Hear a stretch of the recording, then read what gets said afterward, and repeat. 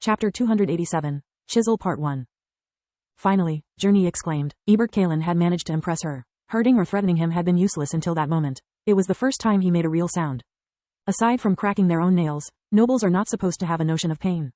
It's what makes you so easy to interrogate. Now we have something to work on. She removed the 10 centimeters, 4 inches, enchanted needle imbued with her light magic. The pain disappeared, leaving only a small trickle of blood. What was that? Duke Kalin asked while gasping for air. A nerve bundle in your deltoid muscle. Do your worst, witch, he replied while gritting his teeth. If I'm already dead, I have nothing to lose. You can make me scream, but I will not betray my comrades. Comrades? This means they are your buddies from the army, she giggled. Ebers bit his tongue in despair. Then, everything went off the rails. As for having nothing to lose, I beg to differ. She showed him her communication amulet while pressing a too familiar contact rune. That's my son's rune. How did you get it? Duke Kalin went pale. Dad? A childish voice came out of the amulet. Is that you? Is everything all right, Daddy? Journey pressed the rune a second time, ending the call. You can talk now, or I can make your son spectate to our next session. It's all up to you. She smiled softly, aware that her prey was mortally wounded.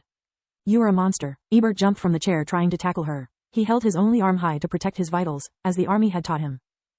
Journey executed a low kick in response. The steel toe of her boot hit the side of his left kneecap, shattering Ebert's balance and knee joint at once. Before he could fall on the ground, she headbutted Duke Kalin on the nose and back on the armchair. Her right hand moved like a snake, striking at a nerve on the back of the neck with her index and middle finger. The pain hit like a shockwave, making Ebert forget for a second about his broken joint. Ebert, start telling me something I don't know. Otherwise I'll show you what a real monster is. White Griffin Academy, in the same moment. A second sealed fish tank appeared on each desk. At first glance there was no difference between them, nor between their inmates. The first slime is a healthy one. The second one is your patient. We professors have altered their life forces and created anomalies in their bodies. You'll use the first slime as a baseline to find what's wrong in the second one and understand how you are going to fix it. Vaster explained. It's the same method I used to cure Mom. Lith was amazed by how much Tier 5 magic resembled true magic. Several hands were raised at once. Vaster pointed at Freya, allowing her to talk. Professor, before you effortlessly killed a slime, does this spell have any combat application? No. Vaster shook his head. I managed to do that because all slimes are identical. I don't even need to look at their life force anymore to know how to manipulate them. To use it against an opponent, I'd need them to be still long enough for me to understand their life force. During all that time, I could kill them hundreds of times by using more ordinary spells. Now it was Kyla's turn to speak. Professor, are we really sure they are mindless creatures? This exercise seems cruel. Mindless, yes, I can assure you about that. They have no mind nor memory, just instincts. It has been proved by countless experiments. I won't lie to you, though. They are still living beings, so they feel pain. Remember this while you play with their lives. Some students shuddered. They unconsciously took a step back from the tanks. No one forces you to be here. No one forces you to become a healer. Vaster sighed. Tier 5 healing magic is extremely delicate. It can only be learned through a trial and error process.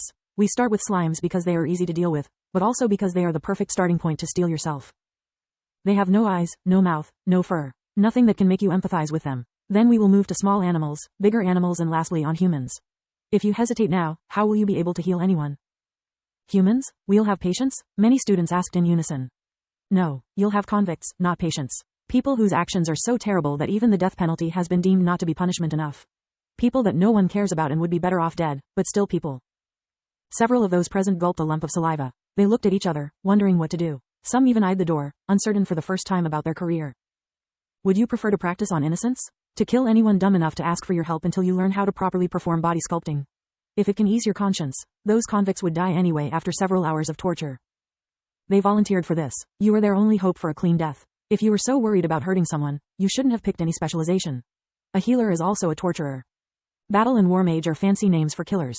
Alchemists and forgemasters are nothing more than weapon dealers. Now, for those still interested in becoming healers, I'll explain the chisel spell. The rest of you feel free to leave. No one left the room, but it was clear from the mood that many had doubts. The spell was complex and required a lot of focus. It generated a single blue tendril of mana that allowed the student to interact with the patient's life force with surgical precision. The task was made even harder by the necessity of employing 2 spells at once, Scanner and Chisel. Vaster explained that a full-fledged healer required at least triple casting. The ideal procedure required to use Scanner twice, one for the patient and the other for the healthy subject, usually the healer themselves. Chisel was employed only on the patient. A few slimes were colored, some had odd shapes, others had small tendrils. Lith's slime was one of the latter. After carefully studying both slimes, he came up with 2 possible solutions. From what I can see with Scanner, while normal bricks are all linked between themselves, those that make up the tendrils are disconnected from the main body. with the only exception of those at the base of the tendrils. So, I can either sever the life force connecting the bricks that serve as junction or make them be reabsorbed. I have no idea how to perform the second procedure, though. Lith pondered about the problem, before following Occam's razor. The simplest explanation is usually the correct one. The first method was similar to amputation, something that Vaster had harshly criticized during the first lesson. It was bound to be painful for the patient as well as wasteful. Hence Lith deduced it was also the wrong solution.